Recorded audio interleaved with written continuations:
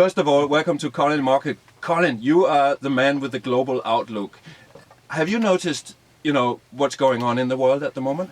Good morning, Mick. And yes, look, I've got the figures, if you like.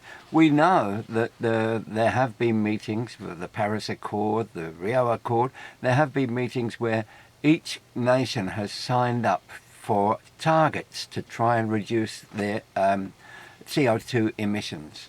I've just got a little report in front of me which tells us that globally, we are now 22% of global electricity generation is done via renewable. 22%. But that means that there are some that are really good and some that are below. Some are poor, some are better. The better ones is Iceland, for example. 100% of its electricity is generated from natural resources. Sweden, 57%. Germany, 42%. Sorry, that's Denmark, 42%. You can take a little bit of pride there. Germany is 35%. And Switzerland has 60%. Most of these, of course, use hydroelectricity. I should point out that Australia, 6%.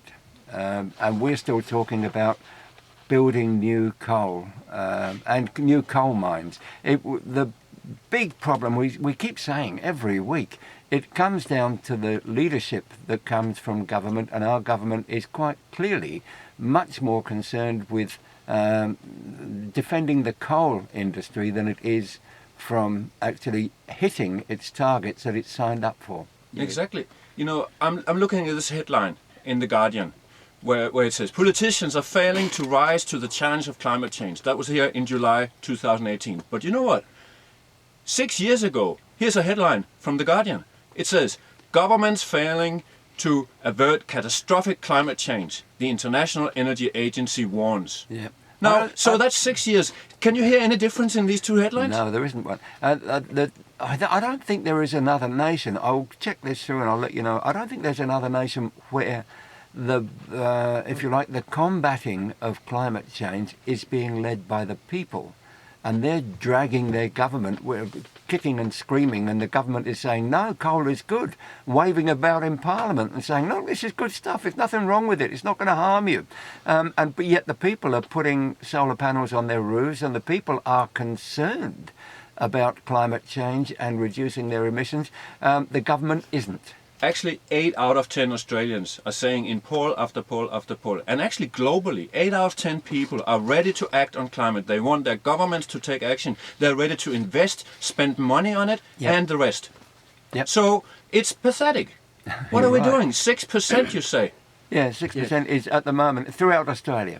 Yeah, I hear the reason that's given in our media is that it's the cost of it. There's no, like a lot of other countries are talking about moral responsibility. There's, as global citizens, they've got to do this. But in Australia, it's all couched in terms of, well, if we don't keep digging up coal, power price is going to go up. That's what if that matters, really, when you look at it. That's what this week was about. This is what they were saying this week with the ACCC. They're saying, they're only talking about the cost. Of course, we all know that had we embraced renewable energy 10, 15 years ago when we first signed up to embrace, to reduce our emissions, we would be getting much cheaper energy now.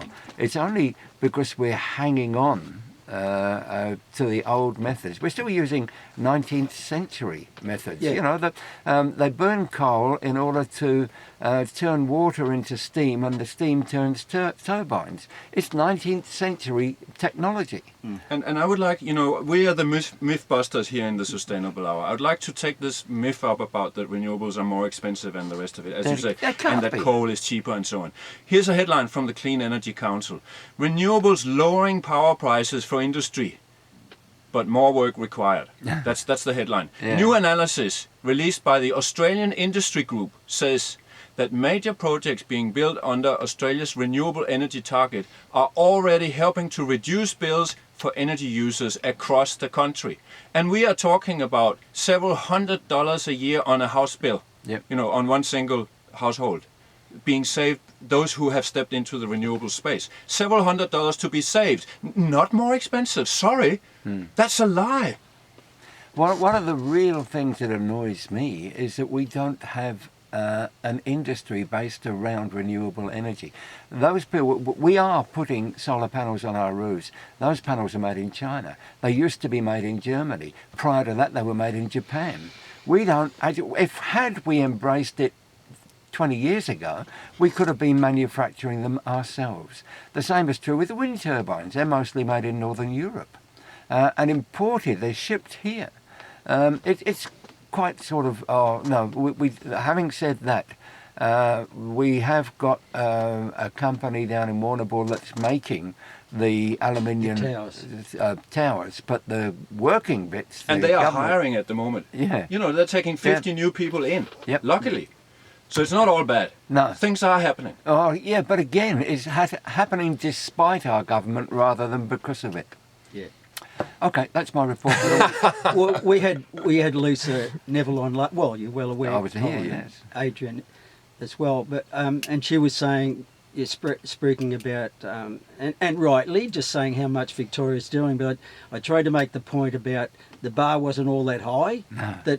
So it's kind of they're doing stuff, but it's not. And I tried to make the analogy of my teaching days when there was a kid who wasn't working to his potential. He might have still been top of the class, and that's the point I was trying to make. Yeah. Victoria's going well, but you keep pushing to do more, because that's what we need. If you remember when we first signed the accord, we negotiated it down. We negotiated our target down before we signed for it, and we can't even meet that. Yeah, and because of that, we now face a climate emergency. There's no